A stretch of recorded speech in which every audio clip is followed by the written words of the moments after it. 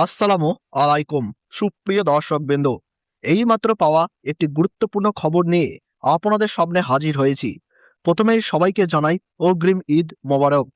পবিত্র মাহে রমজান প্রায় শেষ পর্যায়ে পৌঁছে গেছে, আর কিছুদিনের মধ্যেই শুরু হতে যাচ্ছে মুসলমানদের সবচেয়ে বড় ধর্মীয় উৎসব পবিত্র ঈদুল ফিতর। এখন সবার মনে প্রশ্ন একটাই, এবার পবিত্র ঈদুল ফিতরের চাঁদ দেখা কবে যেতে পারে? রোজা কি 29টি হবে, নাকি পূর্ণ 30টি রোজা পালন করতে হবে?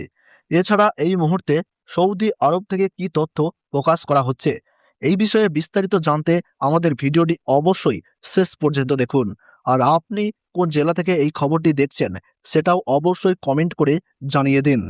সবার আগে এবং সবার প্রথম সঠিক খবর পেতে আমাদের চ্যানেলটি অবশ্যই সাবস্ক্রাইব করে রাখুন। এবার জেনে নেওয়া যাক এক নজরে গুরুত্বপূর্ণ তথ্যগুলো। ভারত এবং বাংলাদেশে এবার পবিত্র রমজান শুরু হয়েছে 19শে ফেব্রুয়ারি 2026। এক মাস সিয়াম সাধনার পর শাওয়াল মাসের চাঁদ দেখা গেলে উদযাপিত হয় পবিত্র ঈদুল ফিতর। রমজান মাসের 29 তারিখ সন্ধ্যায় আকাশে শাওয়াল মাসের নতুন চাঁদ খোঁজা হয়। যদি চাঁদ দেখা যায় তাহলে পরের দিনই ঈদ উদযাপিত হয়, আর যদি চাঁদ দেখা না যায় তাহলে রমজান মাস 30 দিনে পূর্ণ হয় এবং তার পরের দিনই ঈদুল ফিতর উদযাপিত হয়।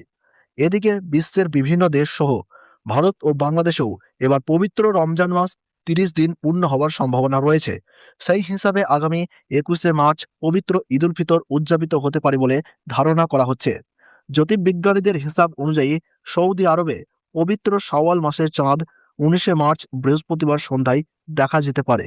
ফলে সেখানে 20 মার্চ শুক্রবার পবিত্র ঈদুল ফিতর উদযাপিত হওয়ার সম্ভাবনা রয়েছে। অন্যদিকে ভারত ও বাংলাদেশের আকাশে শাওয়াল মাসের চাঁদ 20 মার্চ শুক্রবার সন্ধ্যায় দেখা যেতে পারে।